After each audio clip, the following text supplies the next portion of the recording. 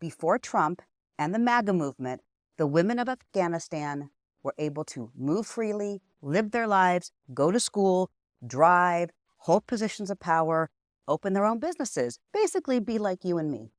After Trump, those women are now living a real-life Handmaid's Tale. I'm going to get to the truth of this, and I'm going to share with you exactly how it happened.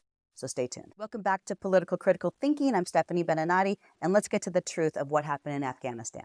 So, as I mentioned, between 2001 and 2020, the Afghan women were free. They had been under the Taliban rule, which means they were living the real-life Handmaid's Tale. But after Afghanistan was free, the women were free.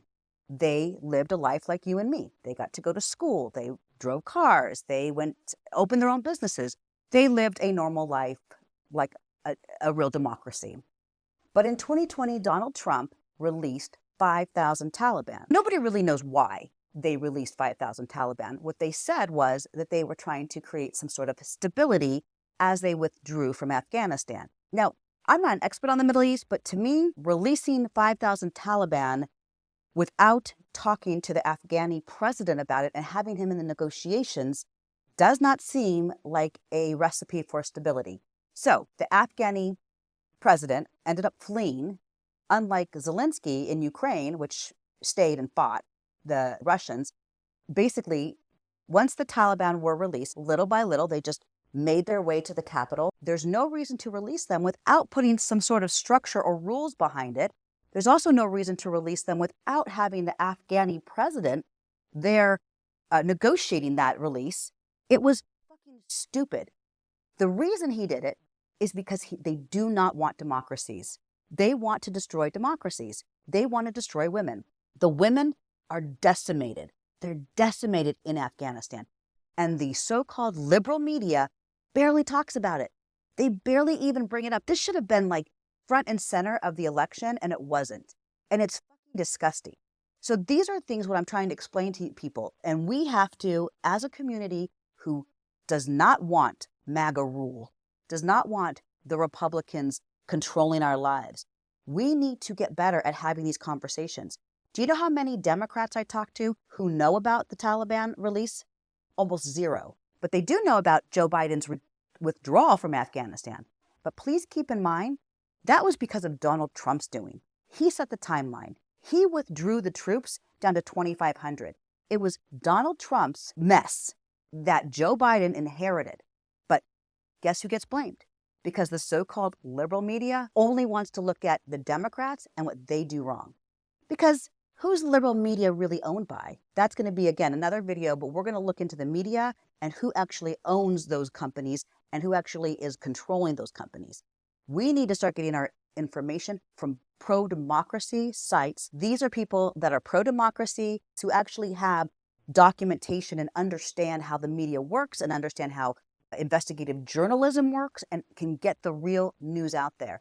And watch the administration, the new administration. They want to remove all funding for PBS, for NPR. You know why? Because those are organizations of the people. Those are informational avenues for the people that are designed to help educate us. And anything that helps educate us or makes us smarter, they say, don't look at that stuff.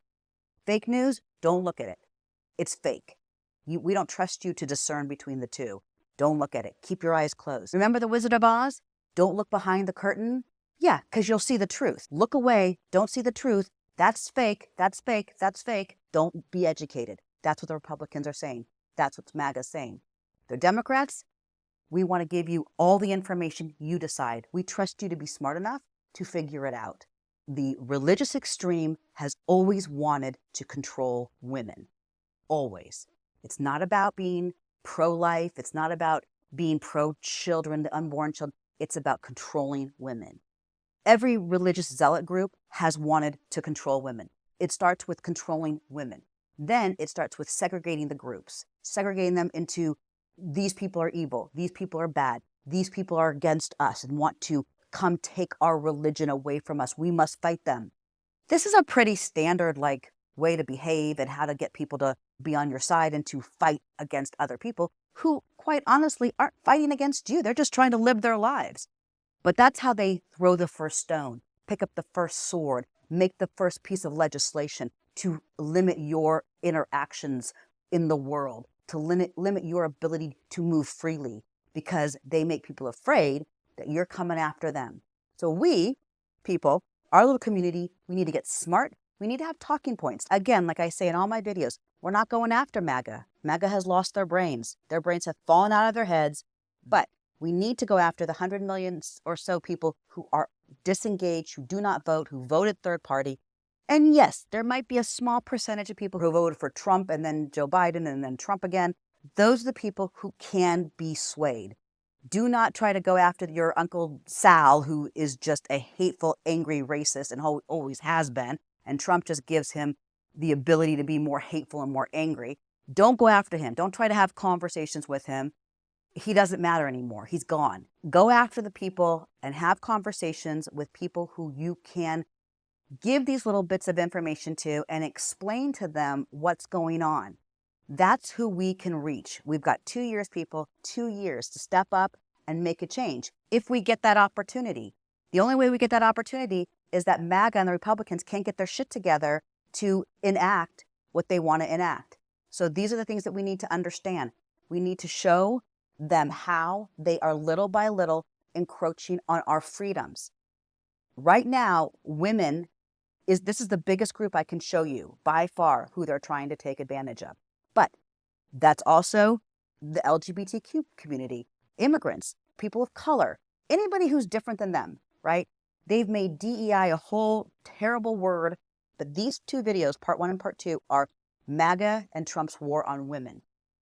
Our series moving forward are going to be their war on everybody, and we're going to break it down because too much information is just too much information. You know what I mean? Like, we need to just break it down to bite-sized pieces where we can get real facts, real figures, and talk to people.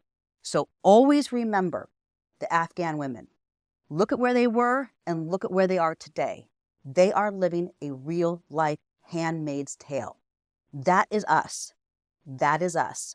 We are going backwards. They want to take us back to 1950s, 1960s. We have to remember what the Biden and Harris administration did was invest billions of dollars into women.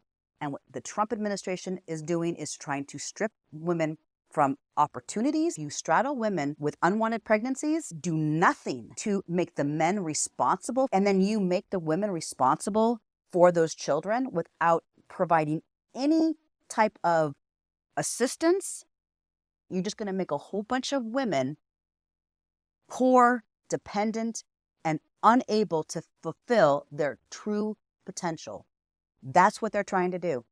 You control people by making them poor, by creating circumstances and situations where they have no opportunity to educate themselves or have the energy to get involved or to come together or to collectively have their voices heard, which is why Republicans want to bust up unions, because collective bargaining, what that means is basically one person up against a big, huge corporation, ineffective. A whole group of people up against a big corporation, a little bit more effective.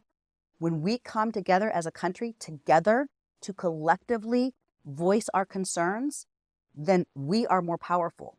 When we are broken up into little bitty groups fighting each other, we are easier to control. It is how to kill a democracy 101 for dummies. Let's come together. Let's get started in educating and elevating the conversation for the American people.